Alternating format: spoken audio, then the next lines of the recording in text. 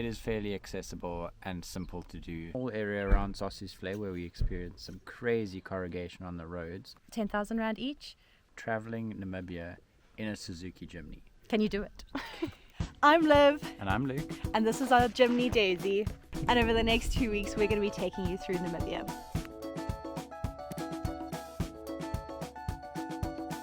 Welcome to Namibia. Over the next 2.5 weeks, we're driving from Cape Town all the way up to Etosha National Park. We're stopping along the way at places like Spitzkoppe, Sossusvlei, Damaraland, Etosha, Spitzkoppe, and the Fish River Canyon. Come along with us as we show you how to travel Namibia, self-drive, driving from South Africa, camping along most of the way. We can't wait to show you.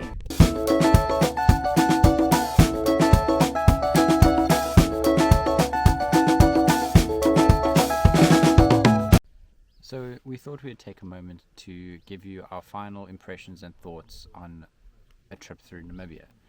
As an overlanding trip goes for first timers, newbies, it is fairly accessible and simple to do.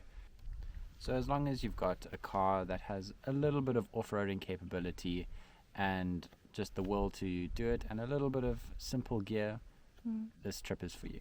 Definitely.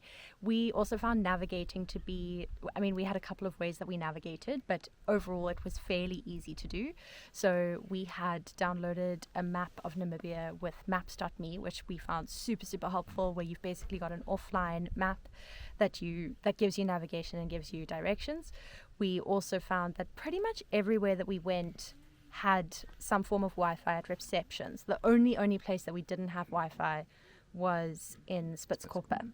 And so it wasn't obviously like at our campsites, but we could, before we started a long day, pop into reception, pop on Google Maps, and then just navigate as we went, like press play on a navigation, which meant that we could then see where we were going. We also used that in turn with a physical map of southern Namibia,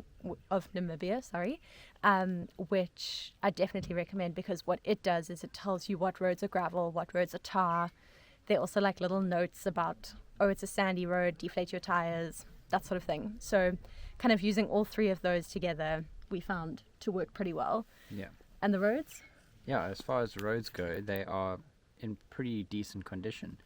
Aside from the small area around Sossusvlei where we experienced some crazy corrugation on the roads, most of the gravel roads have been fairly smooth sailing, and the tar roads have also been in great condition, other than a few potholes here and there. But like really not that many. Really not that bad. I haven't done in like adult years a trip to Botswana, but from what Luke has said, overlanding Namibia is definitely more accessible and easier than overlanding Botswana. Yeah. It's much more entry level, and as long as you got an adventurous spirit, like, you can do it. What we also found to be super, super cool about Namibia is that you can kind of experience across the scale of really roughing it to like top tier luxury. So we've kind of sat in the middle to lower end where we've stayed. Our one night stays have been in like budget chalet accommodation, self-catering accommodation, and then otherwise we've been camping in a mix between like public campsites and also like deluxe or premium campsites where you've got your own ablution and kitchen facilities. And yeah, it's been very affordable and accessible. I think we're going to do our sums, but I think in total this trip is probably costing us about 10,000 Rand each. Yeah, but so then you can do it like how we've done it, or you can go top tier luxury where it's like deluxe, very expensive lodges, service laid on thick, and then you've got some in-between accommodation where you've got like glamping and other sort of medium rate self-catering accommodations. So no matter where you fall on that scale, you can absolutely visit and access Namibia. And then comes the crucial matter of traveling Namibia in a Suzuki Jimny. Can you do it? You can do it.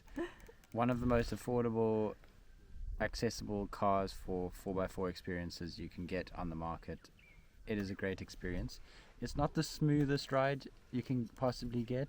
There's a few things here and there, but we are also looking at upgrading our setup to make ourselves a bit more self-sufficient. So we've had great space in the Jimny. We took out the back seats, as you saw earlier on, and that has given us so much space for packing.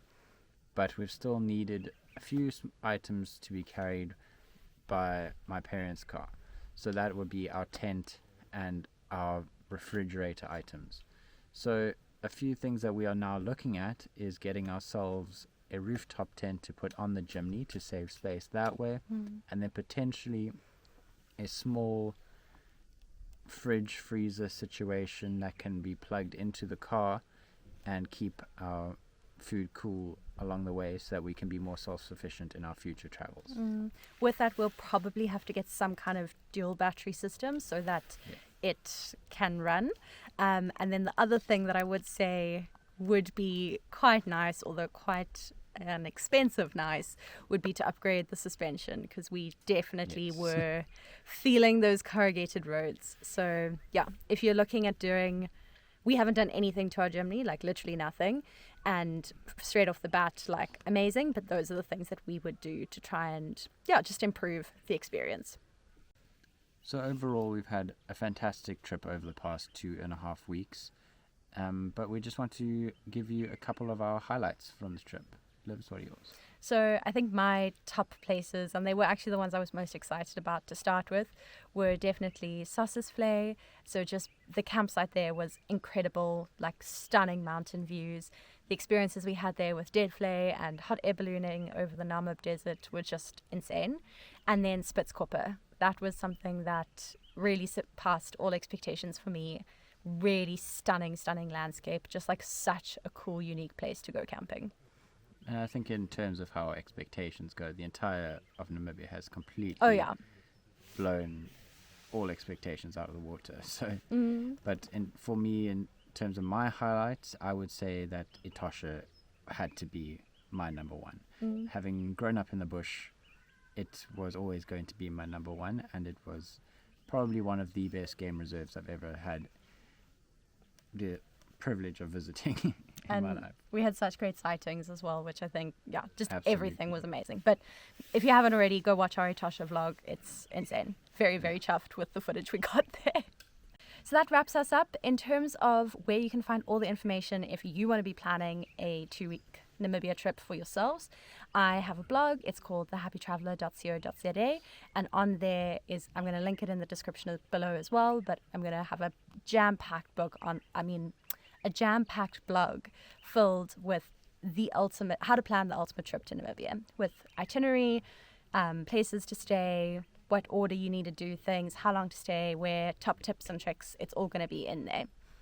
And then things still to look forward to and upcoming for this series, we will be doing a review of all the gear that we have, what we were glad we did bring, what we wished we had, what we didn't need to bring but we did. Other than that, we'll see you on the next one, and you can look forward to more bush content from a trip to Kgalagadi in September. See you soon.